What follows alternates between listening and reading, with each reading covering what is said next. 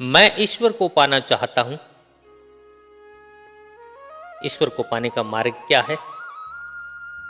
ईश्वर को कैसे पाया जा सकता है? हर किसी व्यक्ति का सवाल है ये।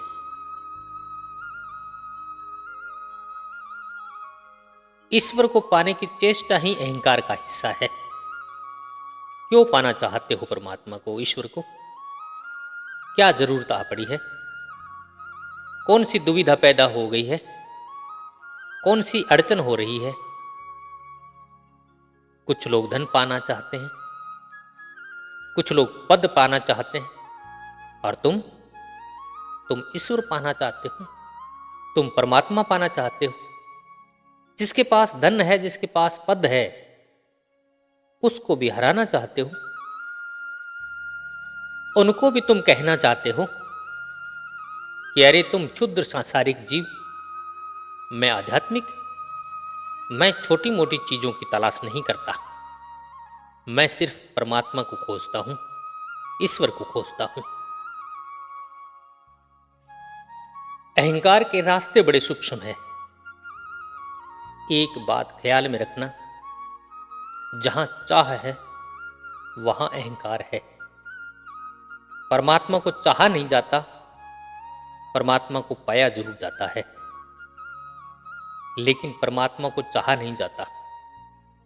और परमात्मा को पाने की शर्त यही है कि चाह नहीं होनी चाहिए, कोई चाह नहीं होनी चाहिए, न धन की, न पद की, न परमात्मा की। चाह मात्र नहीं होनी चाहिए। जहां सब चाहे गिर जाती है, वहां जो शेष रह जाता है वही परमात्मा है। परमात्मा की चाह में और धन की चाह में कुछ भी भेद नहीं है। जहां भेद नहीं है, चाह तो चाह है। चाह का स्वभाव तो एक है। तुमने चाह किस चीज पर लगाई? किसी ने ए पर लगाई, किसी ने बे पर लगाई, किसी ने से पर लगाई। इसमें क्या फर्क पड़ेगा? चाह के विषय से चाह के स्वभाव में अंतर नहीं पड़ता। चाह तो चाह ही रहती है। वह तो वासना ही है, वह तो मन का ही खेल है, वह तो अहंकार का ही दौड़ है, वह तो महत्वाकांक्षा है। परमात्मा जरूर मिलता है, लेकिन उन्हें मिलता है जिनके चित्त में कोई चाह नहीं होती। जहां चाह नहीं वहां चित्त नहीं, जहां चाह नहीं वहां तुम नहीं। जरा सोचो, जरा क्षण भर को ध्याओ। अगर कोई चाह न हो तो तुम बचोगे? एक सन्नाटा रहेगा, एक विराट शून्य तुम्हारे भीतर होगा, एक गहन मौन होगा, लेकिन तुम न होगे। उसी गहन मौन में, उसी शून्य में परमात्मा का पदार्पण होता है। उसी शून्य में परमात्मा का आविर्भाव होता है। सच तो यह है, वही शून्य पूर्ण है। चाहे बाधा डाल रही है, चाहे व्याघात डाल रही है, तुम चाहे तो बदल लेते हो, लेकिन चाह नहीं छोड़ते। सांसारिक चाहों की जगह पारलौकिक चाहें आ जाती है। साधारण चाहों की जगह असाधारण चाहें आ जाती है, मगर चाहे जारी रहती है।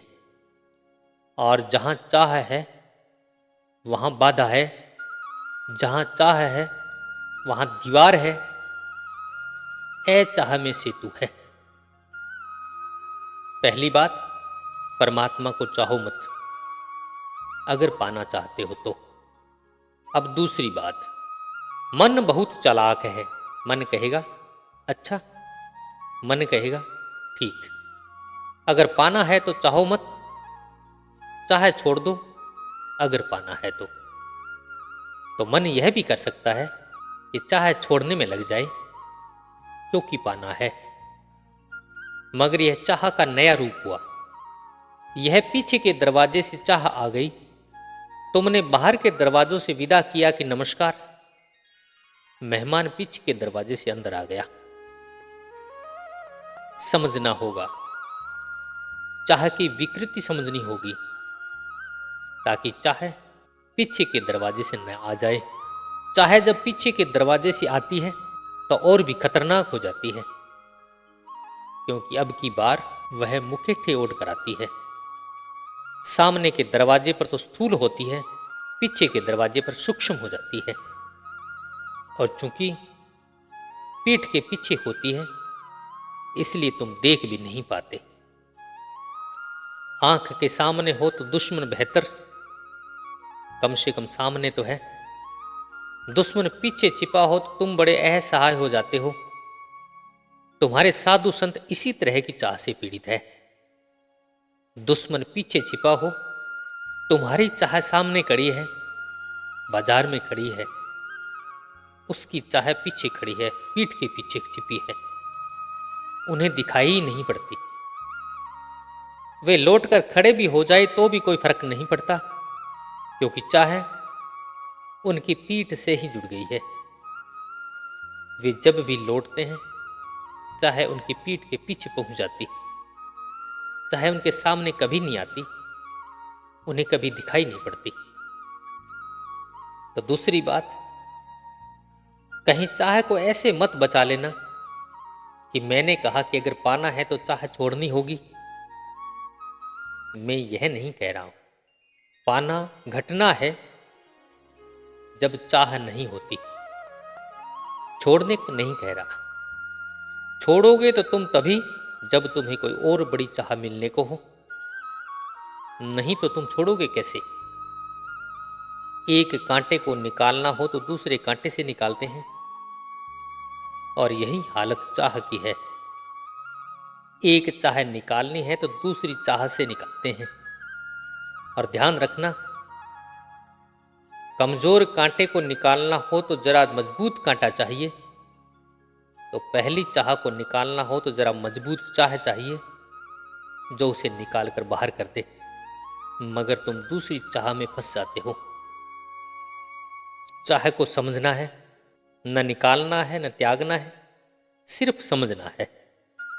चाह का स्वभाव समझना है कि चाह का स्वभाव क्या है, चाह करती क्या है। चाह कुछ काम करती है। पहली बात, तुम्हें कभी वर्तमान में जीने नहीं देती, हमेशा भविष्य में रखती है। कल, चाह का अस्तित्व कल में है और कल कभी आता नहीं, इसलिए चाह कभी पूरी नहीं होती। तुम आज हो, चाह कल है, इसलिए चाह तुम्हें अपने साथ ही नहीं होने देती, तोड़ कर रखती है, तुम्हें खंड खंड में बांट देती है। सत्य अभी है, यही है, और चाह तुम्हें कल में अटकाए रखती है। और ऐसे ही तुम सत्य से वंचित रह जाते हो, अस्तित्व से वंचित रह जाते हो, परमात्मा से वंचित रह जाते हो।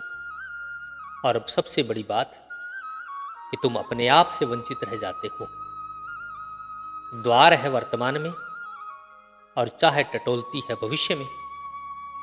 वहां सिर्फ दीवार है, सिर्फ दीवार। चाह को समझो। चाह का अर्थ क्या है? चाह का अर्थ है कि तुम जैसे हो, चाह का अर्थ है कि तुम जैसे हो उससे संतुष्ट नहीं हो। तुम परमात्मा को क्यों चाहते हो? कभी पत्नी से संतुष्ट नहीं हो, कभी पति से संतुष्ट नहीं हो, बेटे से संतुष्ट नहीं हो, भाई से संतुष्ट नहीं हो, संसार से असंतुष्ट हो, इसलिए परमात्मा को चाहते हो। तुम्हारे परमात्मा की चाह के पीछे सिर्फ और सिर्फ तुम्हारा असंतोष छिपा है, और वहीं भूल हो गई। परमात्मा उन्हें मिलता है जो संतुष्ट है। परमात्मा उन्हें मिलता है जिनके जीवन में गहन परितोष है, जो ऐसे परितुष्ट है कि परमात्मा न भी मिले तो भी चलेगा, जो इतने परितुष्ट है कि परमात्मा न भी मिले तो कोई अड़चन नहीं, उनको परमात्मा मिलता है। परमात्मा का नियम करीब करीब वैसा ही है जैसा बैंक का नियम होता है। अगर तुम्हारे पास रुपए हैं, बैंक रुपए देने को राजी होता है। अगर तुम्हारे पास रुपए नहीं है, बैंक मुंह फेर लेता है कि रास्ते लगो, कहीं और जाओ। जिसकी साख है बाजार में, उसको बैंक रुपए देता है। उसको जरूरत नहीं है रुपए की, इसलिए रुपए देता है। ये बड़े अजीब नियम है, मगर यही नियम है। जिनको रुपए की कोई जरूरत नहीं, बैंक उनके पीछे घूमता है। बैंक के मैनेजर खुद आते हैं कि कुछ ले लो, कि कुछ हमारी सेवा ले लो, और जिनको जरूरत है वह बैंकों की चक्कर लगाता है, उसे कोई देता नहीं। परमात्मा का नियम भी कुछ ऐसा ही है। तुम अगर संतुष्ट हो, परमात्मा कहता है ले ही लो मुझे, आ जाने दो मुझे भीतर, तुम्हारे संतोष में अपना घर बनाना चाहता हूं। संतोष में ही तुम मंदिर होते हो, और मंदिर का देवता द्वार पर दस्तक देता है कि आ जाने दो। अब तुम राजी हो गए, अब तुम मंदिर हो, अब मैं आ जाऊं और विराजमान हो जाऊं। सिंहासन बन चुका है, अब खाली रखने की कोई जरूरत नहीं। लेकिन तुम हो कि असंतोष की लपटों से भरे हुए हो। मंदिर तो है नहीं, तुम एक चिता हो जो धू धू कर जल रही है। परमात्मा आए तो आए कहां? तुम कहते हो मैं परमात्मा को पाना चाहता हूं। क्यों पाना चाहते हो? जरा कारणों में खोजो। अजीब अजीब कारण है। किसी की पत्नी मर गई, वे परमात्मा की तलाश में लग गए। किसी का दिवाला निकल गया, मूंड मुंडाए भय सन्यासी। अब दिवाला ही निकल गया है तो अब करना भी क्या, दुकान पे रहकर। अब सन्यासी होने का ही मजा है। लोग जरा कारण तो देखें कि किस लिए परमात्मा को खोजने निकलते हैं। तुमने देखा, जब तुम दुख में होते हो तब परमात्मा को याद करते हो, जब तुम सुख में होते हो तब बिल्कुल भूल जाते हो। और मैं तुमसे यह कहता हूं कि सुख में पुकारो तो आए, दुख में पुकारो तो नहीं आएगा। क्योंकि दुख की पुकार झूठी पुकार है।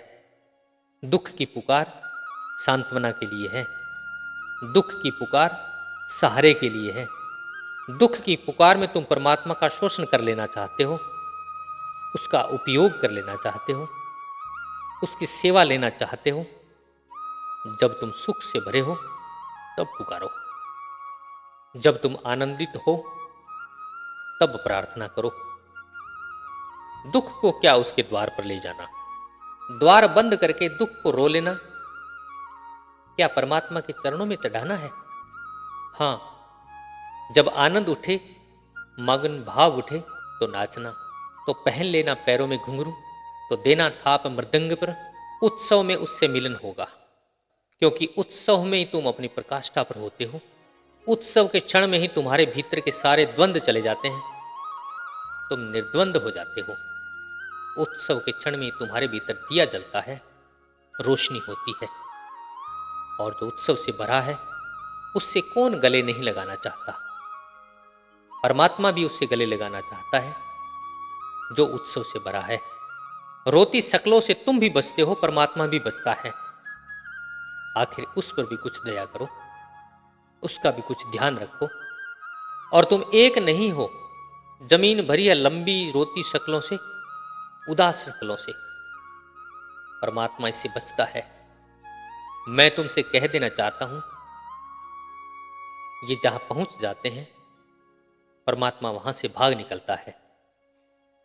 परमात्मा तो वहां आता है, ईश्वर तो वहां आता है जहां कोई गीत गूंजता है, जहां कोई नाच होता है, जहां कहीं वीणा के स्वर छिड़े जाते हैं।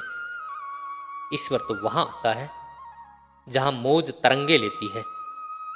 ईश्वर तो वहां आता है जहां प्रेम हिलोरे लेता है। ईश्वर तो वहां आता है जहां तुम्हारी आत्मा का कमल खिलता है। ईश्वर अपने में आ जाए, तुम चिंता ही ना करो, तुम मत परमात्मा को खोजो। मैं तुम्हें एक ऐसी राह बताता हूं कि परमात्मा तुम्हें खोजे, और तब मजा और है। खोज सकता है परमात्मा तुम्हें। तुम शांत हो, तुम आनंदित हो, तुम प्रफुल्लित हो, तुम मस्त हो, खोजना ही पड़ेगा उसे।